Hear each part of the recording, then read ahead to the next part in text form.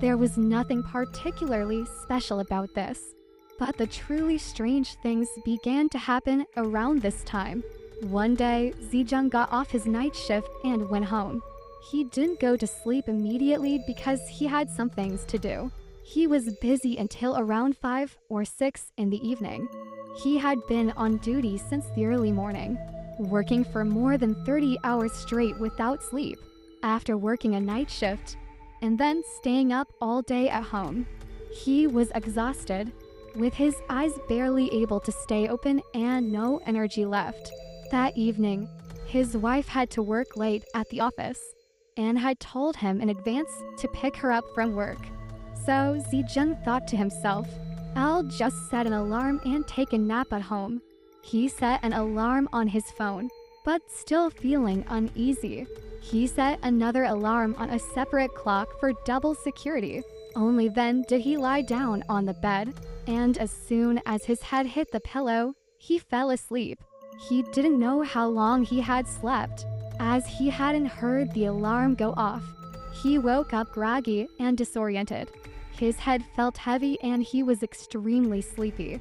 At that moment, Zijung heard the sound of a cat meowing outside his balcony.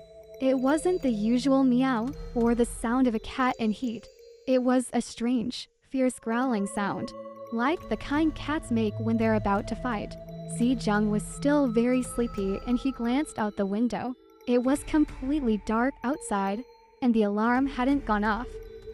He was about to turn over and go back to sleep, when suddenly he heard the door to his house slam shut. Immediately after, he heard footsteps thud thud thud walking across the living room. The footsteps were heavy, as if someone was wearing leather shoes. The footsteps seemed to walk from the door all the way to the water dispenser, and then he heard the sound of bubbles gurgling, as if someone was getting a drink of water. He thought it was his wife coming home early, which was odd because he hadn't picked her up yet. He was about to get up and check, when suddenly he realized he couldn't move. He was completely paralyzed, unable to speak or make a sound. He was aware but trapped in his own body. At first, he thought it was just a nightmare, but then he realized something was wrong. His wife would definitely change into slippers as soon as she came home, and she would never walk around the house in her outdoor shoes. She was very particular about cleanliness. The sound of her slippers on the floor wasn't the same as the heavy thuds he was hearing. Moreover, his wife would always lock the door and turn on the lights as soon as she came in, but he hadn't heard any lights being turned on. The living room was still pitch black. Despite being unable to move or speak, Zijung was fully conscious and aware of what was happening. He could sense that the lights were off and that someone was in his house. He was terrified. He tried to move, but he couldn't do anything. His mind raced with fear, thinking that a stranger had entered his home. Then the most terrifying thing happened. The footsteps started again, walking from the water dispenser towards the bedroom. The bedroom door creaked open, and the footsteps entered the room. Zijung was lying on his side, facing away from the door. He couldn't move. He heard the door open behind him and the footsteps approach. They stopped right behind him, as if someone was standing there, staring at him. His heart raced with fear. He felt someone get onto the bed and lie down next to him. He was still paralyzed, unable to move or speak. He felt a chill run down his spine, and his hair stood on end. Then, he felt a hand pat his shoulder. At that very moment, a blood-curdling, piercing cat scream came from outside the window. It was so shrill that it almost made Zijung's heart stop. Miraculously, after that scream, he was able to move again. He quickly turned over, switched on the bedside lamp, and saw that he was alone in the room. He was terrified, thinking who was that. Just then, both his phone alarm and the clock alarm started ringing at the same time. He was already on the verge of a heart attack, and the alarms felt like a final blow. He quickly turned off the clock and then his phone. But just a few seconds later, his phone rang again. The constant noise was almost too much for him. He looked at the caller ID and saw it was his wife. I need to calm down, he thought to himself.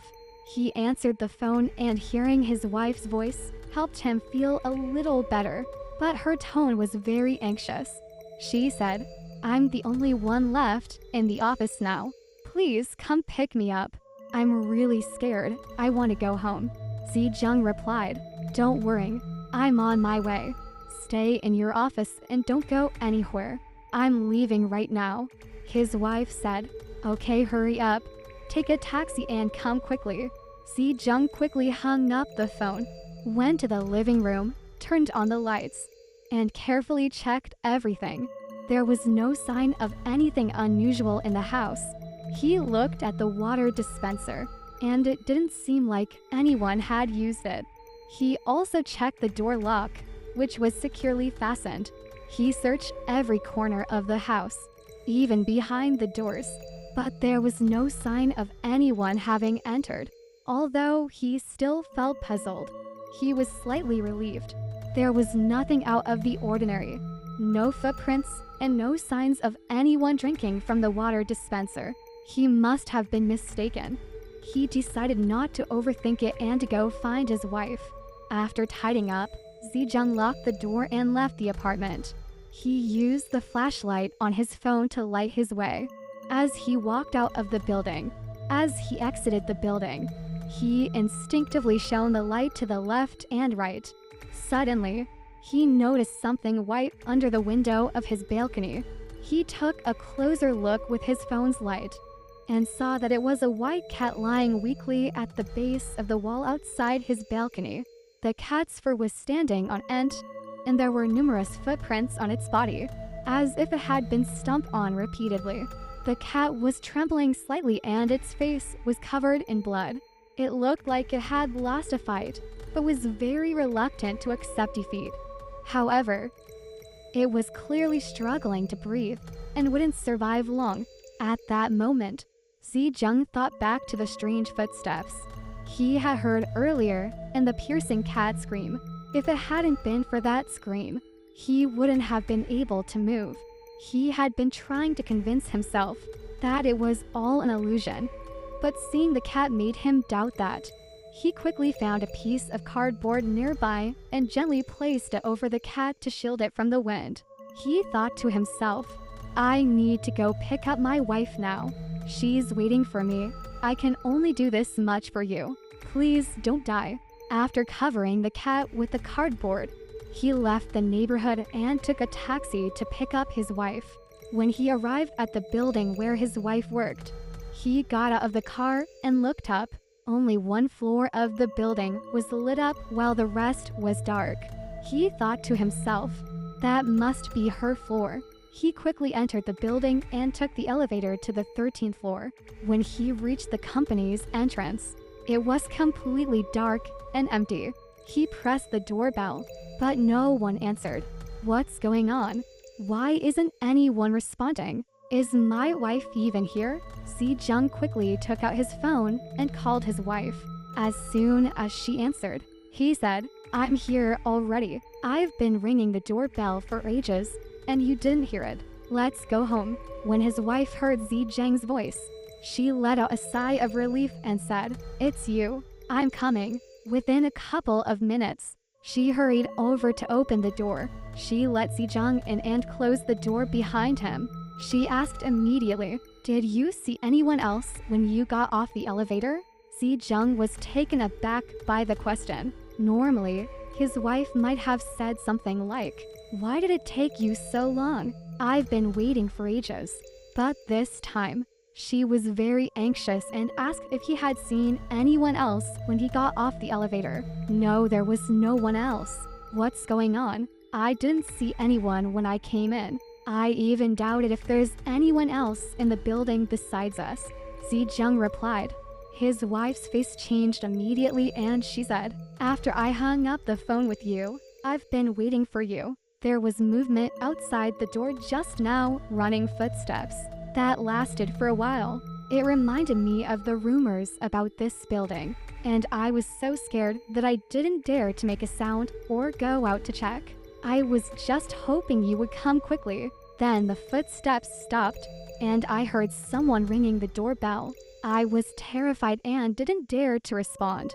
After the doorbell rang a few times, you called and I knew it was you. It wasn't you running around outside the door just now, was it?